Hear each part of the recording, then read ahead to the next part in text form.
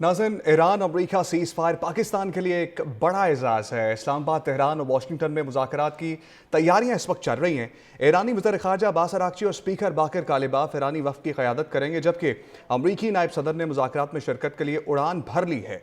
JD veins Islamabad मुज़ाकरात में अमरीकी वफ़द की क़यादत करेंगे और स्टीव विटकॉफ और जेरेड कुशनर अमरीकी वफ़द में शामिल हैं। मीडिया से जब बात हुई JD वेंस की तो उन्होंने कहा कि सदर ट्रंप ने मुज़ाकरात से मुताल्लिक़ हदायत दी हैं। ईरान के साथ मुस्बत मुज़ाकरात चाहते हैं। अगर ईरान नेक नियति से मुज़ाकरात करता है तो हम भी तैयार हैं। यकीन है कि ईरान के साथ मुज़ाकरात मुस्बत रहेंगे। इसके साथ साथ इन मुज़ाकरात में लबनान का मामला बहुत ज़्यादा इंटेंसिटी के साथ चल रहा है और उसके साथ साथ उस पर भी इस स्पेशल ट्रांसमिशन में बात करेंगे। सईदुज़्ज़मान साहब माहिर बैनुल-अक़वामी अमूर हमारे साथ मौजूद होंगे, जबकि नगमाना शाहिद साहिबा साबिक सफ़ीर हैं, ये भी हमारे साथ मौजूद होंगी, जबकि इस्लामाबाद से काशिफ रफ़ीक साहब हमारे साथ मौजूद होंगे, नुमाइंदा ख़ुसूसी हैं। और सबसे पहले काशिफ रफ़ीक की जानिब चलते हैं और उनसे जान लेते हैं कि इस्लामाबाद में इस वक्त क्या तैयारियां चल रही हैं और क्या मामला हैं इस वक्त इस्लामाबाद में। काशिफ रफ़ीक बताइएगा इस वक्त। जी बिल्कुल, इस्लामाबाद पूरे तरीके से तैयार है और मेज़बानी करने को, जबकि मेहमान जो है वो उड़ान भर चुके हैं। JD वेंस, जैसे कि आपने ख़ुद भी जिक्र किया कि पाकिस्तान की तरफ आ चुके हैं। जो मुख्तलिफ मंदूबीन हैं वो पहले ही पाकिस्तान में पहुँच चुके हैं। इस सारे हवाले से जो रेड जोन है उसकी हदूद को इंक्रीज़ कर दिया गया था। सिक्योरिटी की मल्टी लेयर्स जो है वो बनाई गई हैं।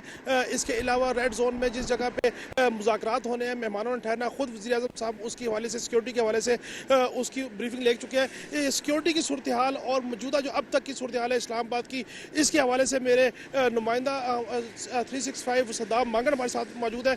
इनसे बात कर लेते हैं। सद्दाम मांगड़ साहब, ये बताइएगा कि अब सिक्योरिटी की सूरत हाल है वो कैसे देख रहे हैं उसको और क्या इंतजाम किए गए हैं? देखिए जी, इतनी सख्त सिक्योरिटी हमने पहले बहुत कम इस्लामाबाद में देखी है। इस वक्त इस्लामाबाद की जो सिक्योरिटी है वो रेड अलर्ट है और रेड जोन को भी तोसीह दे के 0 पॉइंट तक किया गया है। और अब इस वक्त चूंकि मेहमानों की आमद का सिलसिला भी शुरू हो चुका है और कुछ मेहमान अभी इस वक्त रास्ते में हैं, तो जैसे जैसे मेहमानों की आमद मेहमान यहाँ पर पहुँच रहे हैं तो सिक्योरिटी इकदाम भी सख्त कर दिए गए। पहले सिर्फ रेड जोन सील था, अब मैं थोड़ी सी तफसील जो है वो बताना चाहूँगा। कश्मीर चौक क्लब रोड जानब से 0 पॉइंट जो है वो मुकम्मल तौर पर बंद कर दिया गया है। श्रीनगर हाईवे 0 पॉइंट की जानब से वो भी बंद कर दी गई है। शक्करपरियाँ रोड, चांद तारा चौक की जानब से 7th एवेन्यू जो है उसको भी मुकम्मल तौर पर बंद कर दिया गया है। जना एवेन्यू, खैबान चौक, ब्लू एरिया, इसको भी और दीगर रास्ते भी जो है वो बंद कर दिए गए हैं। और आज रात जैसे जैसे मेहमान ज़्यादा पहुँचेंगे मजीद रास्ते जो है वो बंद कर दिए जाएंगे। और एक खुशखबरी मैं नाजरीन को यहाँ पर बताना चाहूँगा कि जहाँ पाकिस्तान बहुत सारी कामयाबियाँ हासिल कर रहा है, वहाँ पर एक ये भी है कि आज ये रिपोर्ट सामने आई है कि गूगल पर सबसे ज़्यादा सर्च करने वाला जो मुल्क है वो पाकिस्तान अब बन चुका है। और शुक्र अल्हम्दुलिल्लाह, तमाम आवाम जो है वो खुश है और आवाम बड़े कोऑपरेट कर रहे हैं इदारों के साथ, क्योंकि उनको पता है कि पाकिस्तान इस वक्त बहुत बड़ा रोल जो है वो अदा कर रहा है। तो आवाम भी बड़े पुरजोश दिखाई दे रहे हैं और हमारे इदारे बड़े जो है वो इस वक्त एक्टिव है। आपने देखा कि हमारे जो रिपोर्टर हैं ये हमारे क्राइम के रिपोर्टर हैं और एडमिनिस्ट्रेशन को डील करते हैं। इन्होंने आपको तफसीली तौर पर बताया उम्र के किस तरीके से अरेंजमेंट की गई। इसी तरह मेरे साथ मौजूद हैं, सुबह से ये इस सारी चीज़ को कवर कर रहे हैं। इनसे बात कर लेते हैं। मुर्जा राय साहब, ये फरमाइएगा कि क्या सी सूरत आपको देख रहे हैं जबकि JD वेंस जो है वो अब पाकिस्तान की तरफ बाज़ाब्ता तौर पर रवाना हो चुके हैं? जैसे सद्दाम मांगड़ ने कहा कि गूगल पे सबसे ज़्यादा सर्च किया जाने वाला मुल्क इस वक्त पाकिस्तान बन चुका है। यहाँ पे मैंने सुबह से बात ये की थी कि पाकिस्तान इस वक्त जहाँ एक जिम्मेदारी का मुजाहरा कर रहा है वहाँ एक्साइटमेंट लेवल है, लेकिन वो एक्साइटमेंट लेवल जो है वो हमें कई अल्फाजों से शो नहीं हो रहा, बल्कि जो ग्राउंड के ऊपर हमें सिचुएशन नज़र आ रही, जो इकदाम किए गए उनसे शो है। पहले एक बहुत बड़ी डेवलपमेंट हुई है और वो ये है कि आपने अक्सर देखा होगा, जैसे ये हम जना एवेन्यू पे खड़े हैं तो जना एवेन्यू पे भी छोटी छोटी स्क्रीन्स लगी हुई हैं। इसके अलावा इस्लामाबाद के अंदर बहुत से पॉइंट्स के ऊपर बड़ी स्क्रीन्स लगी हुई हैं। इस्लामाबाद टॉक्स का बाकायदा एक लोगो तैयार कर लिया गया है और तमाम उन स्क्रीन्स के ऊपर चल रहा है। ये जिनके ऊपर पहले हमें एडवर्टीजमेंट नजर आती थी, अब उसके ऊपर हमें इस्लामाबाद टॉक का लोगो नजर आ रहा है। और इस्लामाबाद एयरपोर्ट पर जहाँ मुअज़्ज़ज़ मेहमान लैंड करेंगे वहाँ पे भी इसी तरह के जो लोगो हैं वो मुख्तलिफ स्क्रीन्स पे चलाना शुरू उन्होंने कर दिए हैं और यहाँ तक कि वहाँ फैसिलिटेशन डेस्क भी बना दिया गया है। तो एक एक्साइटमेंट लेवल भी हमें नजर आ रहा है। बाकी आपने इंतजाम तो देख लिए, सुबह से हम इंतजाम दिखाते आ रहे हैं। अब मजीद इस तरह की डेवलपमेंट्स जो है वो हमें नजर आ रही हैं जहां हमारी एक्साइटमेंट शो हो रही है। आपने देखा कि ये मेरे वो साथी कॉलीग हैं जो सुबह से जो है सड़क पर मौजूद हैं और लम्बा लम्बा की कवरेज जो है 365 के नाज़रीन को बता रहे हैं, दिखा रहे हैं। ठीक है आपने देखा काशिफ, इस्लामाबाद साथ ही टॉक्स के नाम से रहिएगा बाकायदा और इस्लामाबाद टॉक के हवाले से आप चूंकि फील्ड में मौजूद हैं और आप लोगों से गाहे बगाहे हम अपडेट लेते रहेंगे, लेकिन माहिर बैनुल अक़वामी अमूर सईदुज़्ज़मान साहब भी हमारे साथ मौजूद हैं और नगमाना शाहिद साहिबा भी हमारे साथ मौजूद हैं। सईदुज़्ज़मान साहब, पूछना मैं कुछ और चाह रहा था सबसे पहले, लेकिन जैसे हमारे नुमाइंदगान ने भी बताया कि गूगल पर सबसे ज़्यादा सर्च होने वाला मुल्क पाकिस्तान है, खून जो है वो मज़ीद बढ़ जाता है ये बात सुन के, और फिर एक ऐसी जंग को रुकवाना, मुज़ाकरात की टेबल पर लाना जिसको बड़े बड़े मुल्क जो है वो नहीं कर पाए, हमने कर दिखाया है। कोई शक नहीं जनाब, इसमें पाकिस्तान जगमग जगमग कर रहा है दुनिया के मैप पे। और मैं समझता हूं कि पाकिस्तान का जो तारीखी किरदार है, आई मीन टू से, जब से पाकिस्तान आज़ाद हुआ तब से अब तक, रीजनल अफेयर्स हों, इंटरनेशनल अफेयर्स हों, Pakistan played a very important role. आप देखिए कि जब कोल्ड वॉर अपनी इंतहाओं पे थी तो अमेरिका और चाइना के बीच में जब सर्द महरी थी तो उनके ताल्लुकात को बेहतर करने में किसने किरदार अदा किया जनाब? वो था Pakistan. This is why president Nixon हो, हेनरी किसिंजर हो, they had soft corner towards Pakistan. So चाहे कोल्ड वॉर थी, चाहे वॉर ऑन टेरर हो, चाहे यूएस विड्रॉल फ्रॉम अफगान हो, पाकिस्तान का सिफारती किरदार बहुत अहम रहा है। पाकिस्तान ने सिफारतकारी में बहुत झंडे गाड़े हैं। अब जो ये जो कॉन्फ्लिक्ट है यूएस ईरान, अपनी शिद्दत के साथ जब ये जंग 28 फरवरी 2026 को शुरू हुई, scale of violence, duration of violence, strategies employed, technologies,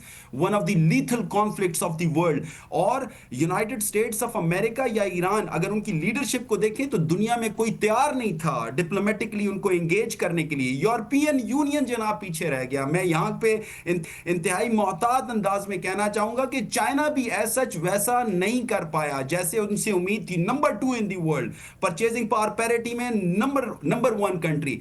but कौन थे वो जिन्होंने फिर ये मेडिएशन करवाई जनाब? पाकिस्तान, इजिप्ट, तुर्की, ओमान। पाकिस्तान लेड जो ये डिप्लोमेटिक एंगेजमेंट थी, कमाल कर दिया है इसने। तो क्यों ना गूगल पे पाकिस्तान को सर्च किया जाए? यकीनन जंगे अजीम स्वयं रोकने में पाकिस्तान ने अहम किरदार अदा किया। यकीनन पाकिस्तान ने न्यूक्लियर वेपन का इस्तेमाल हो सकता था। पूरा मिडिल ईस्ट का खित्ता जंग में जंग की लपेट में आ सकता था। ग्लोबल इकोनॉमी को बिलियंस ट्रिलियंस ऑफ डॉलर्स नुकसान हो चुका, आगे भी हो सकता है। कोविड-19 को अभी तक उसके शॉक्स हम इंटरनेशनल पॉलिटिकल इकोनॉमी एब्जॉर्ब नहीं कर पाई। सो ग्लोबल रिसेशन हो सकता था इस यूएस ईरान वॉर से।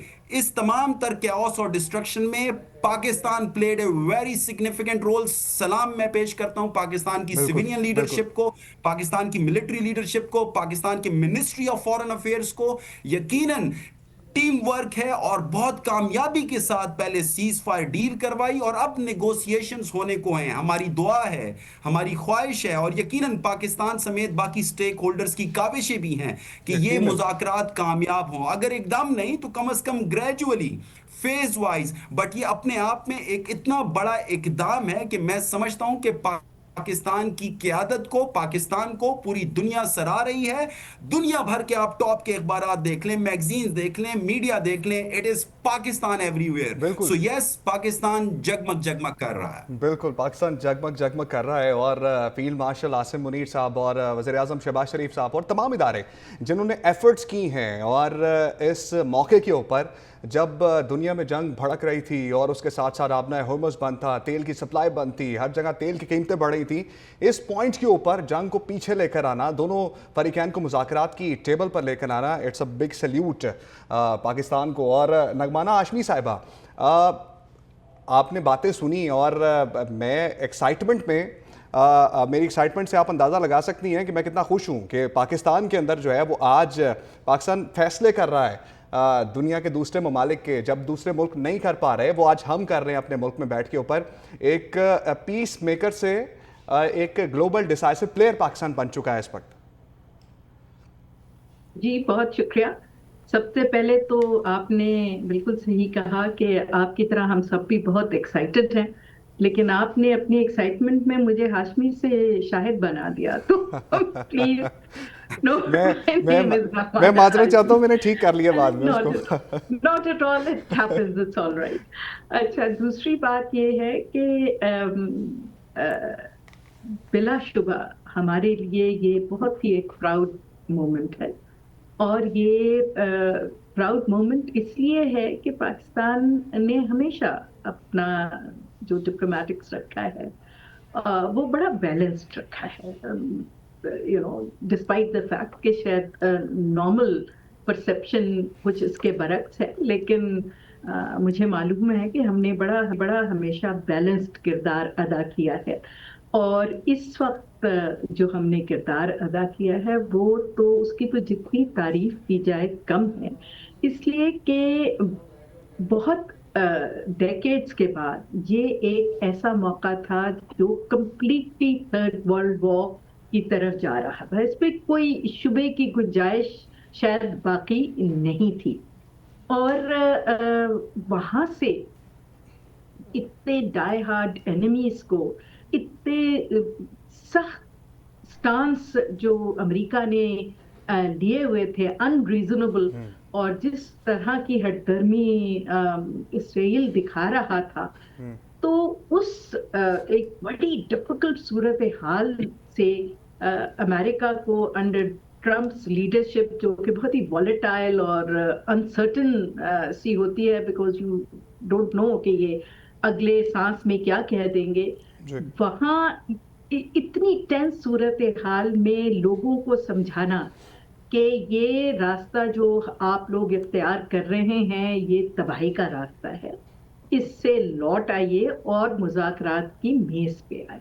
और मुज़ाकरात की मेज पे जब आता है कोई भी, खास तौर पे जब ईरान जैसी सिविलाइजेशनल स्टेट, और उन्होंने दिखाया है दुनिया को कि कितने स्ट्रांग है वो, रिजिलियंट है, वो हो, और दूसरी तरफ दुनिया की सबसे बड़ी ताकत हो, तो उसमें जो आपको डायरेक्ट डिप्लोमेसी पाकिस्तान की नजर आई इन दोनों के साथ, उससे बहुत ज्यादा मुश्किल diplomacy behind the scenes Pakistan कर रहा था। क्योंकि अगर याद हो तो इस जंग के शुरू होने से पहले, जबकि ये बातें हो रही थी कि शायद ये जंग शुरू हो जाए और बहरी बेड़े जो हैं अमेरिका से रवाना हुए थे, तो खामोशी से पाकिस्तान की लीडरशिप, चाहे वो पॉलिटिकल हो, मिलिट्री हो या डिप्लोमेटिक, वो बहुत सरगर्म हो गई थी और एक बहुत हेक्टिक डिप्लोमेसी जारी थी। हमारे prime minister, deputy prime minister, हमारे फील्ड मार्शल ने बेतहाशा विजिट्स किए रीजन में भी, और बेतहाशा hundreds of telephone calls and consultations हुई, अमेरिका के साथ भी, ईरान के साथ भी, गल्फ स्टेट्स के साथ भी, चीन और रूस के साथ भी। तो बहुत एक जो आपको सामने नजर आ रही है, उससे बहुत ज्यादा अनथक मेहनत वाली डिप्लोमेसी इसके पीछे चल रही थी, जिसके नतीजे में आज आपने देखा कि दुनिया ने रिकग्नाइज किया पाकिस्तान को कि ये रीजन की एक बहुत मिलिटरली, स्ट्रेटेजिकली इम्पॉर्टेंट कंट्री है विद न्यूक्लियर पावर। उसके साथ साथ 250 मिलियन की ये आबादी है, और बहुत ही यहाँ पे सगेशियस पॉलिटिकल लीडरशिप है, बहुत स्मार्ट मिलिट्री लीडरशिप है, और बहुत ज्यादा एस्ट्यूट हमारी डिप्लोमेटिक सर्विस है। और ये आज सारी दुनिया इस बात का एतराफ कर रही है कि पाकिस्तान भरपूर तरीके से एक नेट स्टेबलाइजेशन फैक्टर बन के सामने उभरा है as a powerful Muslim nuclear state, जो इस रीजन में एक मिडिल पावर बन के आई है, जो ना सिर्फ ये कि सोबर सीरियस तरीके से अपने मामला चला रही है, बल्कि वो बड़ी बड़ी ताकतों को ये बात समझाने में कामयाब हो गए हैं कि इस खित्ते का फ्यूचर, इस दुनिया का फ्यूचर जो है वो तीसरी जंग अजीम करने में नहीं है, बल्कि बातचीत से मामलात को आगे बढ़ाने में है। तो ये बहुत ही, आई थिंक, एक प्राउड मोमेंट है पाकिस्तान के लिए। और आई थिंक कि बेसिकली इस वक्त जो सारी बातें हो रही है, मुझे तो ऐसे लगता है, क्योंकि हम हमेशा कुछ लोग हैं पाकिस्तान में, हम जैसे भी उनमें शामिल हैं, जिनका ये बड़ा स्ट्रॉन्ग फेथ है कि हमारी डेस्टिनी वो नहीं है जो पिछले 40 साल से हम भुगत रहे हैं। हमें अल्लाह ताला ने इस मुल्क को बड़े कामों के लिए बनाया था, और हमारी डेस्टिनी जो है वो बहुत ही रोशन होगी। और मुझे लगता है कि ये वो टर्निंग पॉइंट आ गया है, वो हमने हिस्ट्री का वक्त आ पलट गया। लिया है, जिससे हम आगे अपनी जो एक ताबनाक हमारी वो है डेस्टिनी है, हम इंशाल्लाह उसे अचीव करेंगे। बिल्कुल इंशाल्लाह हम उसे अचीव करेंगे, और वो वक्त आ गया है, बल्कि शुरू हो गया है। और जैसे ही इंशाल्लाह ये मुज़ाकरात कामयाब होंगे, और जिस तरह से गूगल पे सबसे ज़्यादा सर्च करने वाली कंट्री पाकिस्तान है, और आगे आने वाले दिनों में हमारी मईशत भी इतनी स्ट्रॉन्ग होगी कि मज़ीद जो है वो आगे बढ़ेंगे और मज़ीद तरक्की करेंगे। मुज़ाकरात इस्लामाबाद में होंगे, अमरीका ईरान जिसमें सालसी का किरदार पाकिस्तान अदा कर रहा है। सईदुज़्ज़मान साहब हमारे साथ मौजूद हैं, जबकि नगमाना हाशमी साहिबा भी हमारे साथ मौजूद हैं। और पाकिस्तान की बात कर रहे थे ब्रेक से पहले, और अब सईदुज़्ज़मान साहब, आपके ख्याल में पोजीशन ऑफ स्ट्रेंथ किसका होगा इन तमाम मुज़ाकरात के अमल के अंदर? जी, एक चीज जो हमें समझनी है वो बहुत जरूरी है, वो ये है जनाब कि अगर इस मुज़ाकराती अमल को कामयाब होना है तो सभी को फ्लेक्सिबिलिटी एक्सप्रेस करनी होगी। जी।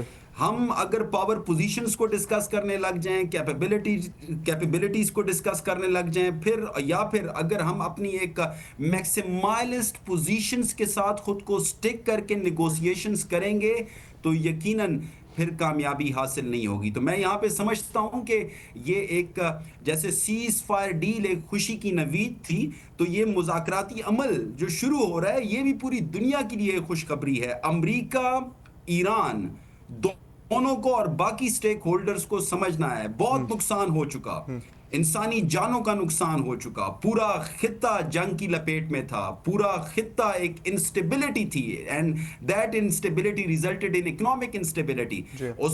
उन शॉक से ना यूरोपीय यूनियन बच सका ना बाकी दुनिया के ममालिक। सो खतरात बहुत शदीद लेवल के थे। अब उन खतरात को खत्म करने के लिए इन बेलिग्रेंट्स को, अमेरिका को, ईरान को, बाकी स्टेक होल्डर्स को फ्लेक्सिबिलिटी दिखानी होगी। अगर यहां भी हम कैपेबिलिटी करते रहे तो फिर तो जनाब फिर तो मामलात हल नहीं होने लगे। सो दोनों अतराफ को नरमी दिखानी होगी। हम समझते हैं, जब हम as a student of international relations हम समझते हैं, जब आप मुज़ाकराती अमल शुरू करते हैं तो आप मैक्सिमालिस्ट पोजीशन के साथ आते हैं, आप एक्सट्रीम पोजीशन के साथ आते हैं, एंड देन जब नेगोशिएशंस होती हैं तो कहीं ना कहीं कन्वर्जेंस का टाइम हो ही जाती है, अगर पॉलिटिकल विल हो, जो कि नजर आ रही है, यकीनन नजर आ रही है। पाकिस्तान जैसे मीडिएटर्स मौजूद हैं, इजिप्ट, तुर्की, ओमान और बाकी स्टेक होल्डर्स भी अब शामिल हो गए हैं, चाइना भी बीच में शामिल हो गया है। सो मैं समझता हूं कि एक कंड्यूसिव एनवायरनमेंट क्रिएट किया जाएगा दोनों अतराफ के लिए, अमेरिका के लिए भी, ईरान के लिए भी। मैं समझता हूं कि दोनों अतराफ को जो कंसर्न्स हैं उनको एड्रेस होना चाहिए। हम ये नहीं कह रहे कि किसी एक पार्टी का पल्ला भारी हो जाए। अगर ईरान को सिक्योरिटी गारंटीज चाहिए तो जनाब दे दीजिए। अगर ईरान कह रहा है कि 10,000 स्ट्राइक्स एक्सपीरियंस करने के बाद मेरा मुल्क तबाही और बर्बादी का मंजर पेश कर रहा है तो जनाब कॉस्ट पे कीजिए, सैंक्शंस अपलिफ्ट कीजिए।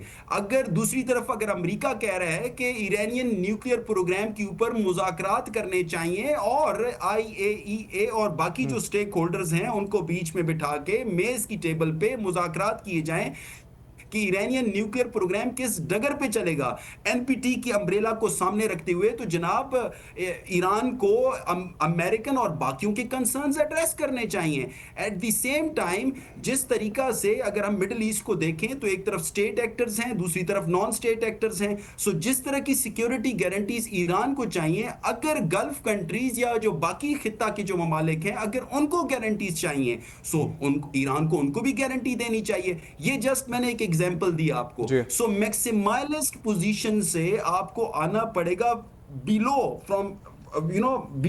From that top level to somewhere middle. होगा ये फिर कहीं जाके ये मुज़ाकराती अमल कामयाब होगा। साथ में एक बात उमर बहुत ज़रूरी है, वो ये है कि आप देखिए कि अगर हम समझें कि एक ही दिन में, एक ही रात में जनाब मुज़ाकरात कामयाब हो जाएंगे, तो मेरे ख्याल से ये मुनासिब नहीं होगा। इसको हम यकीनन बहुत बड़ी डेवलपमेंट समझ रहे हैं, सिग्निफिकेंट डेवलपमेंट समझ रहे हैं। यकीनन वो सीज फायर डील करवाना हफ्तों की काविश थी, ना दिन देखा जनाब, ना रात देखी। पाकिस्तान की civilian leadership, military leadership, ministry of foreign affairs, यकीन कीजिए shuttle diplomacy, capital to capital, online telephone calls, फिर कहीं जाके ये सीज फायर डील हुई। No doubt. अब जब इख्तिलाफात इतने शदीद नौयत के हैं और फिर लीडरशिप एक तरफ अमेरिका की, दूसरी तरफ ईरान की, दोनों एक्सट्रीम पे हैं, सो उनको मुज़ाकरात की टेबल पे बिठाना ही मेरे ख्याल से बहुत बड़ी कामयाबी है। यस, ये मुज़ाकराती अमल शुरू हो रहा है, हुआ चाहता है, बल्कि हो चुका ठीक है। है। हम उम्मीद करते हैं कि with the passage of time, with the passage of time ये बर्फ पिघलेगी और ये जो अंधेरे हैं, ये जो काले बादल हैं, ये छटेंगे, रोशन दिन होगा, चमकता सूरज होगा, न इंशाल्लाह। सिर्फ मिडल ईस्ट के लिए बल्कि पूरी दुनिया के लिए। जी नगमाना हाशमी साहिबा को भी गुफ्तगू में शामिल कर लेते हैं। नगमाना साहिबा, आपके ख्याल में इस मुज़ाकरात के अमल में सबसे बड़ा चैलेंज क्या होने वाला है? देखिए, सईदुज़्ज़मान साहब ने बड़ी तफसील और बहुत ही कमिटमेंट के साथ बहुत अच्छा अहाता कर लिया है चीज़ों का। यहाँ मेरे नाक़िस राय में तो 2-3 चीज़ें हैं जो बहुत इम्पोर्टेंट है इन मुज़ाकरात में। पहली तो ये बात कि अमेरिका जो बात कहेगा, क्या वो उस बात पे कायम रहेगा, तो इसकी पीछे गारंटीज कौन दे। तो उसमें जाहिर सी बात है एट द मोमेंट जो नजर आ रहा है वो तो चीन नजर आ रहा है। तो पहले तो सबसे ये देखें। दूसरी फिर आप ये देखें कि जो अमेरिका की एक बहुत ही मैक्सिमलिस्ट पोजीशन है कि ईरान जो है वो बिल्कुल जो उनके एनरिच्ड यूरेनियम है वो भी हमें दे दें और बिल्कुल अपना प्रोग्राम रैप अप कर लें, तो आई थिंक वो पोजीशन पे वो कायम रह नहीं सकते। उससे उनको बहुत ज्यादा क्लाइम डाउन करना पड़ेगा, because under international law NPT के जब कुछ रिस्पॉन्सिबिलिटीज आयद करता है ईरान के ऊपर, तो उसके साथ साथ उसको बहुत सारे हकूक भी देता है, जिसमें peaceful users of nuclear power शामिल है। तो ये एक्सपेक्ट करना कि ईरान अपने उस एक प्रिंसिपल स्टैंड जो है कि जी हम पहले भी न्यूक्लियर वेपन्स नहीं बना रहे थे, हम अब भी न्यूक्लियर वेपन्स नहीं बनाएंगे, क्योंकि हमारे यहाँ तो ऑलरेडी एक बहुत इम्पोर्टेंट फतवा है जो इमाम खुमैनी का है, जिसने कहा था कि ईरान कभी भी एटॉमिक बॉम्ब और एटॉमिक जो आर्सेनल है उसकी तरफ न जाए, क्योंकि इस्लाम अकॉर्डिंग टू हिम वो नहीं मैस मर्डर के जो वेपन्स है उसे कंडोन नहीं करता, तो ये गैर इस्लामिक होगा। वो फतवा अभी तक देखें कायम है, वो फतवा हटा नहीं है अभी। और रिपीटेडली अभी ये पिछले हफ्ते ही या इस हफ्ते के शुरू में आईएईए वालों का बयान था कि जी देयर इज नो इंडिकेशन कि ईरान जो है वो वेपन ग्रेड यूरेनियम एनरिच कर रहा है। एंड अंडर आईएईए उसके सारे इन एनी केस जो हैं न्यूक्लियर प्लांट्स वो आईएईए के सेफ गार्ड्स के अंडर है। और आपको ये भी नहीं भूलना चाहिए कि ईरान को लोग ट्रस्ट करते हैं, यूरोपियन यूनियन खास तौर पे बहुत ट्रस्ट करती है, क्योंकि JCPOA जो साइन हुआ था न्यूक्लियर एग्रीमेंट, वो इन कंट्रीज ने, चीन ने और ये यूरोपियन कंट्रीज ने मिलके वो किया था, और जिसको ट्रंप साहब ने आते ही उसमें से वो निकल गए थे, और बहुत ज्यादा प्रेशर था यूरोपियन कंट्रीज पे कि वो इस मुआहदे को खत्म करते, बट दे सेड कि नहीं, we will continue with this मुआहदा, और आपके निकलने से ये एग्रीमेंट टूटता नहीं है। और ईरान ने न सिर्फ वो बहुत एहसन तरीके से कंप्लीट किया, बल्कि जो उसका 2 years का पीरियड था, कूलिंग ऑफ पीरियड, उसमें भी उसने अपनी यूरेनियम इन्वेस्टमेंट दोबारा शुरू नहीं की। It was only after the JCPOA का 10 years and 2 years कंप्लीट हो गया।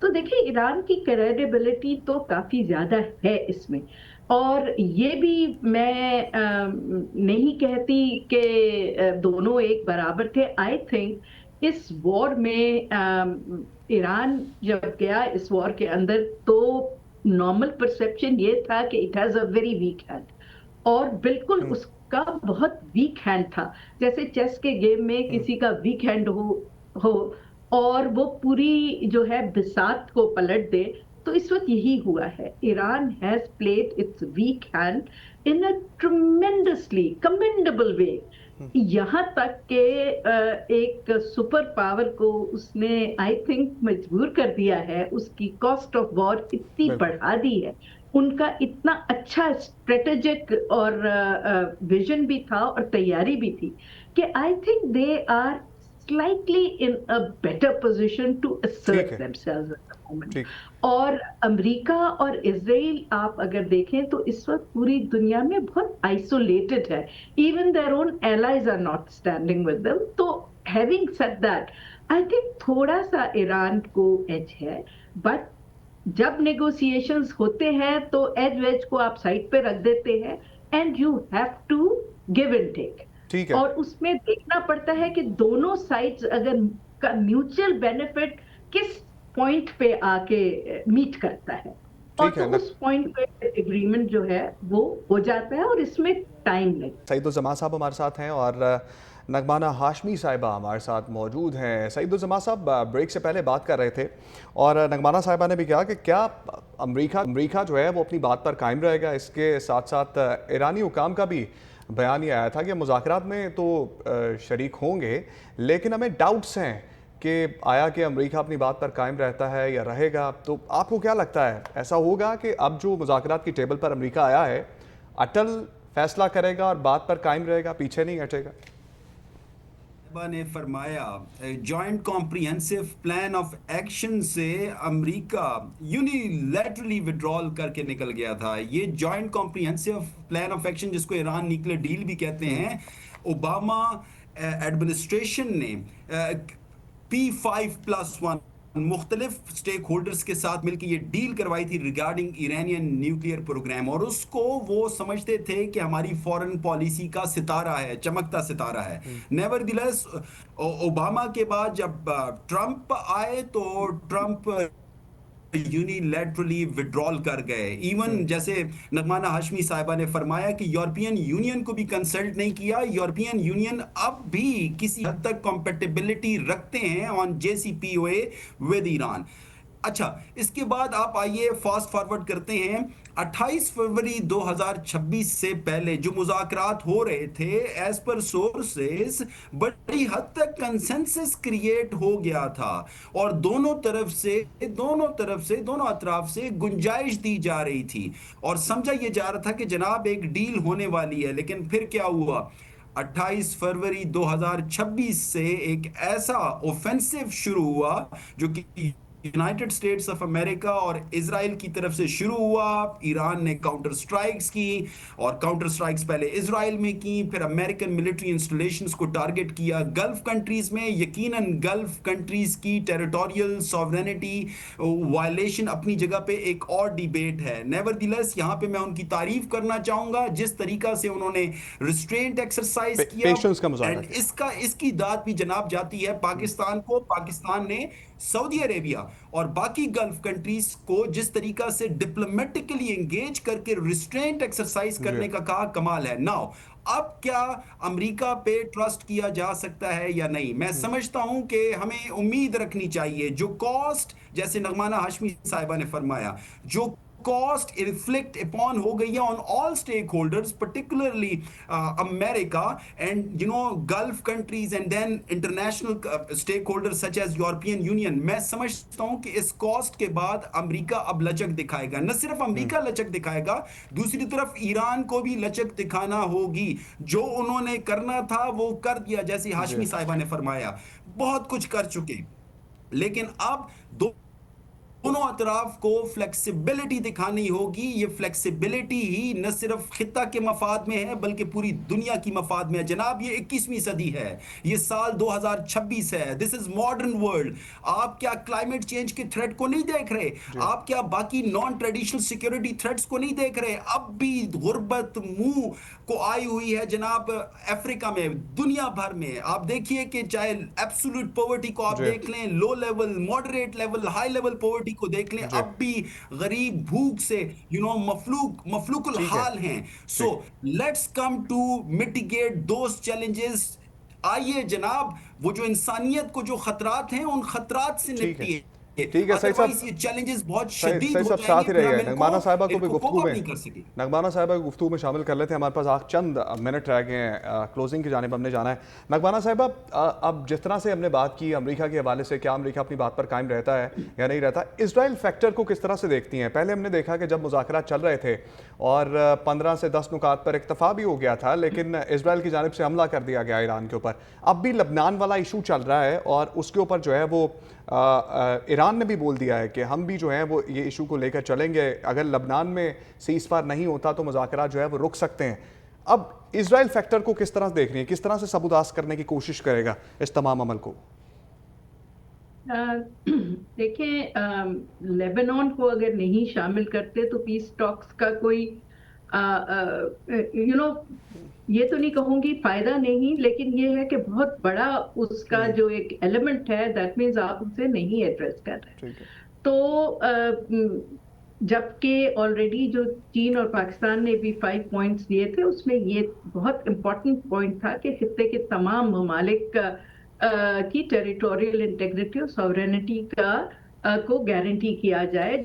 इसी तरफ वो ये इशारा था कि जी जिस तरह इजराइल कब्जे पे कब्जा किए जा रहा है, गाजा का जो हाल किया, फिर वेस्ट बैंक का, और अब ये लेबनान में शुरू है, कि ये चीजें बंद हो, अदरवाइज तो स्टेबिलिटी नहीं आ सकती। तो उसमें जो आई थिंक एक हौसला अफजा बात ये है कि अमेरिका को तो समझ आ गई है कि उनका कितना नुकसान हुआ है इन टर्म्स फाइनेंशियल भी, but in terms of its credibility as the super power. और इजराइल को भी बहुत ज्यादा नुकसान हुआ है। वहां से तो कोई खबरें वो निकलने देते नहीं, लेकिन जो रिपोर्ट्स आ रही हैं, वेस्टर्न मीडिया की जो रिपोर्ट्स हैं, वो उनको बहुत ज्यादा डैमेज हुआ है। और उनके यहाँ भी और अमेरिका में भी डोमेस्टिक बहुत अनरेस्ट और अनईज है इसको जंग को लेके। तो इतनी एक्सट्रीम पोजीशन से, जबकि उसने सबसे ज्यादा भरपूर बमबारी जो है अब की है, जब नेगोशिएशंस की बातें चल रही हैं, तो पिछले 2 देखिए उन्होंने लेबनान का क्या हाल किया। उसके बाद अब नेतन्याहू साहब ने कहा है कि जी हम जो है वो तैयार है कि हम लेबनान में भी बातचीत करें। नगमाना हाशमी साहिबा, वक्त ख़त्म हो गया है और आपका बहुत शुक्रिया, आपने इस खसूसी ट्रांसमिशन में अपना वक्त हमें दिया। और सईद जमान साहब, आपका भी बहुत शुक्रिया। काशिफ रफ़ीक भी इस्लामाबाद से हमारे साथ आज की ट्रांसमिशन में मौजूद है। काशिफ, आपका भी बहुत शुक्रिया। और हम ये उम्मीद करते हैं कि अफ़ाम व तफ़हीम से तमाम मामलों और ये जो मुज़ाकरात चल रहे हैं जिसमें सालसी का किरदार पाकिस्तान अदा कर रहा है और पाकिस्तान इसमें भी सुरखरू हो और ये कामयाबी मिले कि दोनों मुल्कों के दरमियान हमने एक लंबे अरसे तक सीज़ फायर करवा दिया।